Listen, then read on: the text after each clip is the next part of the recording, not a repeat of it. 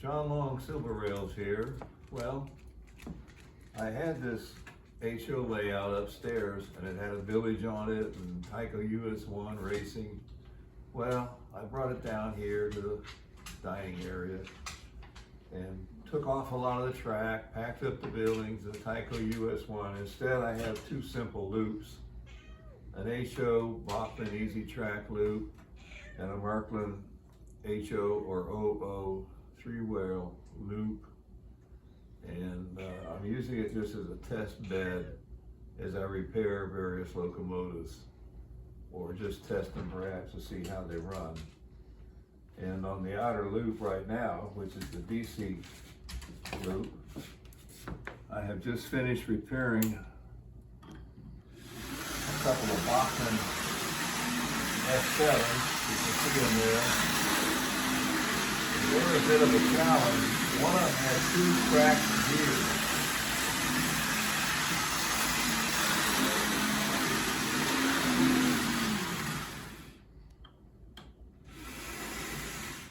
And I don't have a source of replacement gears, so I had to sacrifice another F7 that was, the top was less than perfect. This is the Markland loop. And this little bitty steam engine is pulling quite a long train, as you can see. These trains run on AC current.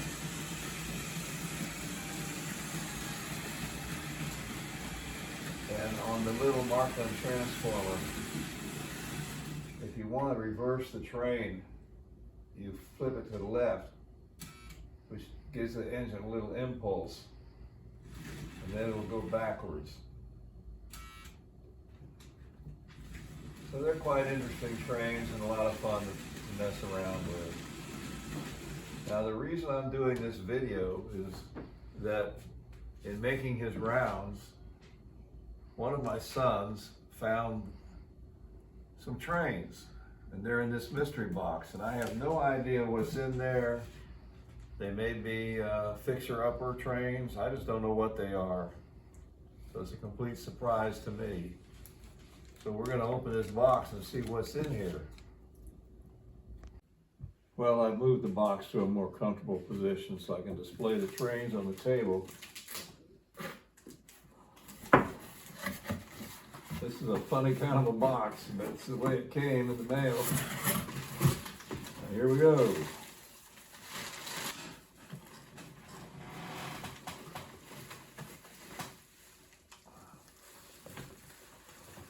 A lot of bubble wrap here.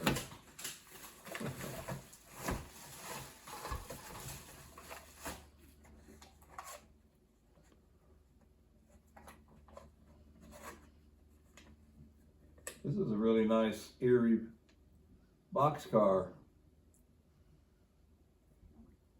The lettering on it's kind of faded, but it's probably because it's so dirty. If we clean it up, it might look very nice.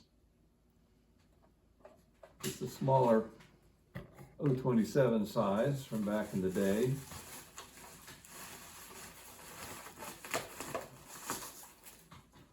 Now, somebody has attempted to make a Pennsylvania passenger car, I presume, out of what was one of the green 027 passenger cars from late 40s, early 50s, somewhere back then. That's a shame it's been repainted. But we'll have to see what we can do with it. It means I'll just have to make a custom out of it, of some sort. Quite interesting, and just in parts value alone, it's worth a bunch of money. Now we have the old double door boxcar. Once again, in desperate need of cleaning. We'll see how that cleans up. I'm not even sure I have the Pennsylvania double door boxcar in my collection, so I'm very glad to have this.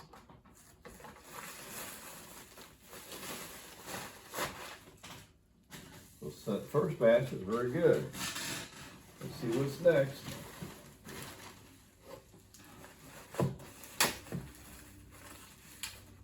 And we have another. Used to be green. I don't know if you can remove this paint or not.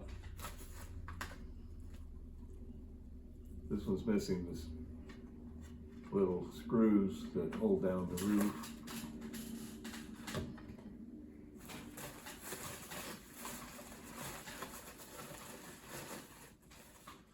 Here we have a caboose that needs the light fixed.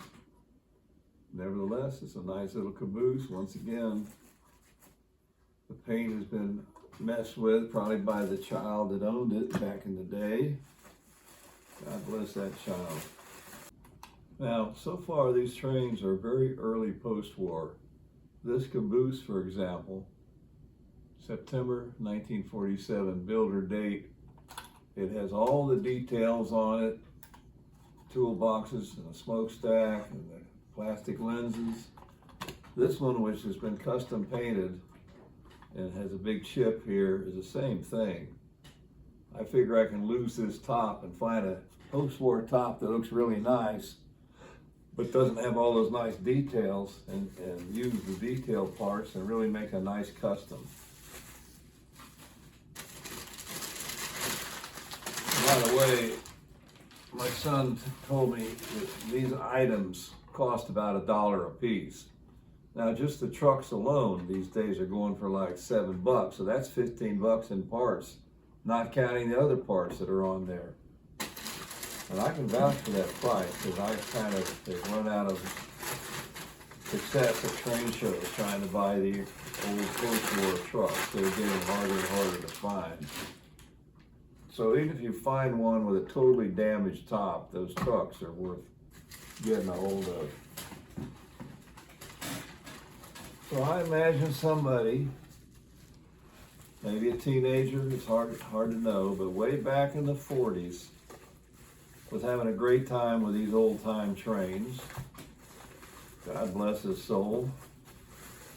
And I just want to do them honor by cleaning them up, fixing them up, and use them as necessary for parts or customized or whatever I can do with them. That's the challenge of old toy trains. Now this is the operating boxcar, and it's got it cleaned up nice. Got the man in it that pops the door open, and these are good to have. It's a New York Central. This says new 1944. I never saw that before. They didn't make trains in 1944, so I don't know what that's all about.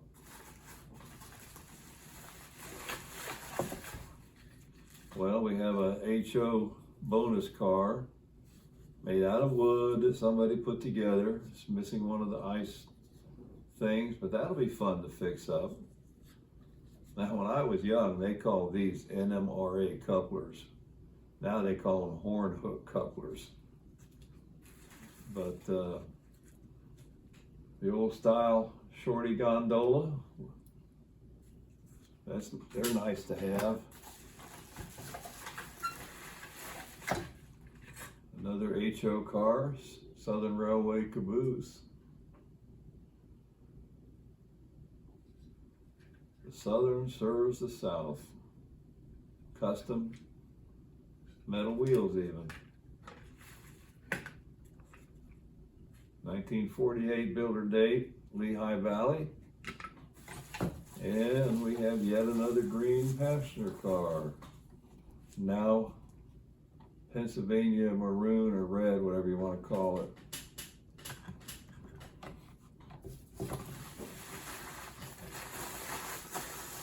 I might first try to just scrub those cars and see what the paint job looks like underneath before I decide what to do with them. I don't need to rush into it. Now this bundle here is pretty heavy. I'm hoping there are some locomotives in here, but we'll see. I think I'm going to have to buy a warehouse to store all my trains, because they just keep showing up, which is good. I'm glad for that. Keeps me busy in my old age.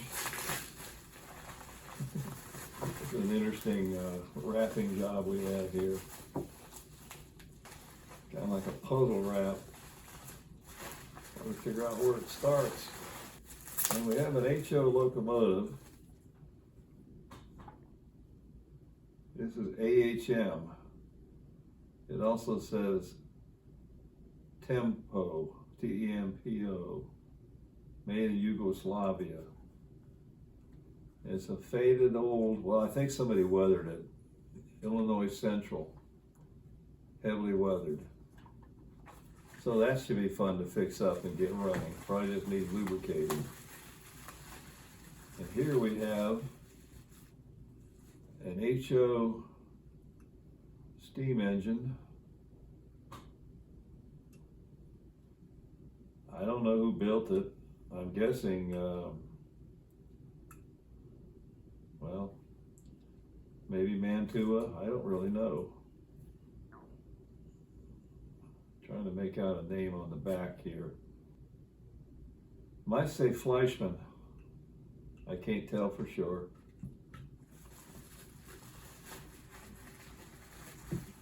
This is quite a haul.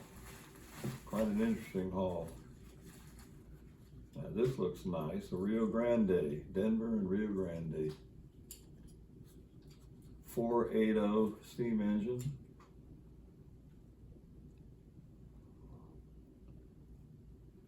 It all looks good, in good shape. I don't know who made it. Maybe AHM. It's got an open frame motor in there, probably a Pitman type. And the motor cover's there. As you see, it goes in over this. Has a little motor cover, and the cab snaps down over it. It's nice that the motor cover is not missing.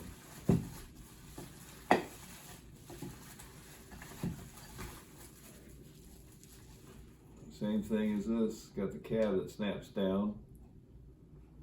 282, I think that's called a Mikado.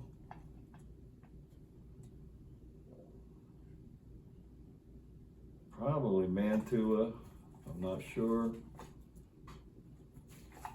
But it'll be fun to clean up and get running too. That's great, excellent.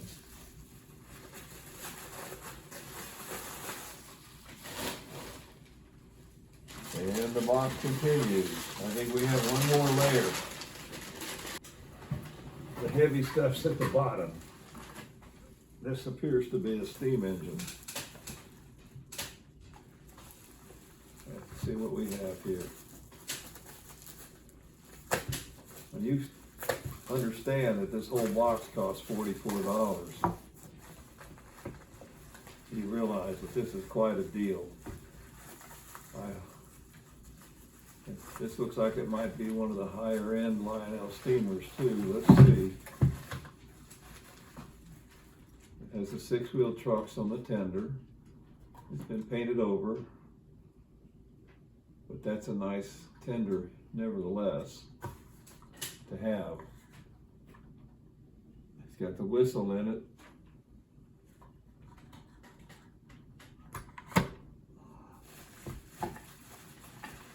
Is this going to be a Berkshire? We'll find out in a minute. Whatever it is, it's pretty big.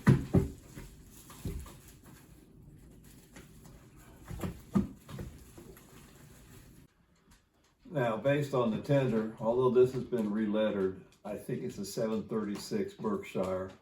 It's in really nice shape. The marker lights are there. I think this is going to be great when I get done working on it.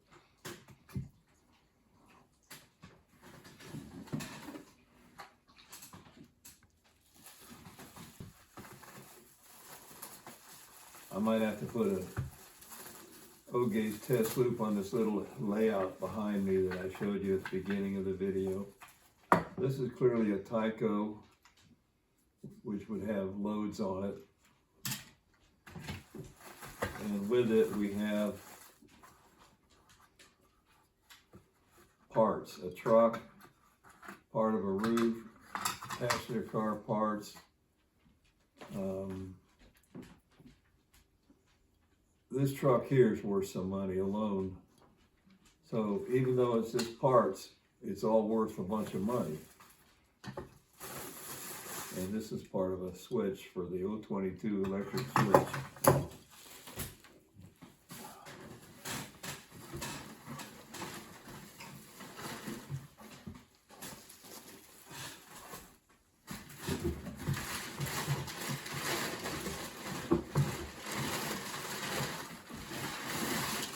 All right, this is the last bundle right here.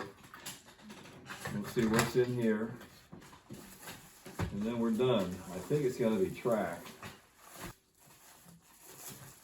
It's starting to look like switch tracks.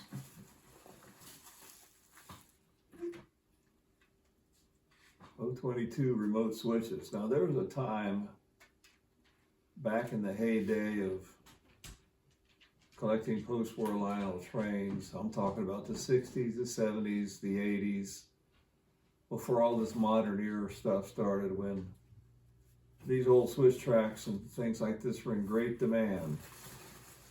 And they do operate well when properly tuned.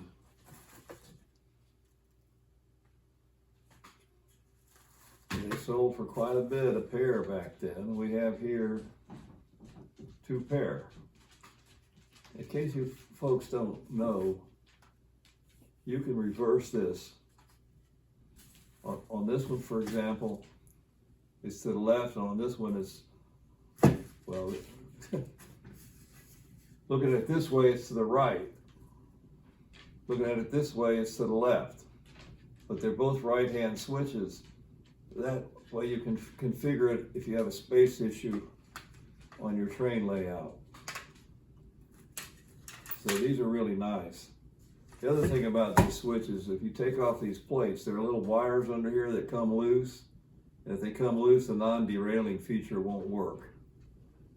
And these switches don't have the insulated rail pins on them anymore to make the non-derailing feature work, but should be one here, and I believe one here. And that way, when the train runs against it, it throws automatically. And what you really should do is with the little plugs that plug in here, instead of taking track power, when that plug goes in, it removes the track power, and you can run 18 volts directly in there, and your switches will switch much better that way. So even if you're running the train very slow, the switch won't need the track power to throw. Now on some of the modern switches being made in China, I've noticed that you can have short circuits in here and other problems. So I say, if you can get them with the older original Lionel switches, clean them up and make do with them. You'll be much better off. Well, I hope you enjoyed that unboxing. If you liked, please say so by pushing the like button. And if you're not a subscriber, I hope you consider subscribing. Thank you.